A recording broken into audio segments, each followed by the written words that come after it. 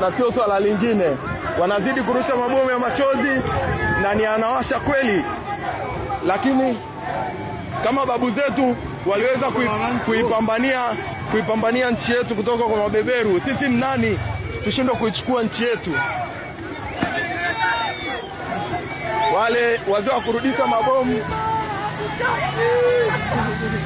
bomu lenyewe hilo hapo kama mnavyoona, amejaribu kurusha, anarudisha kama ilivyo. Wanalenga wananchi. Ni kurushiana, watu wanarudisha mabomu kama mnavyoona. Polisi wanaendelea kurusha mabomu ya machozi. Hilo hapo lingine limelipuka, sio poa. Hilo hapo limelipuka mbele yangu kabisa, sio poa. Wananchi wanarusha mawe.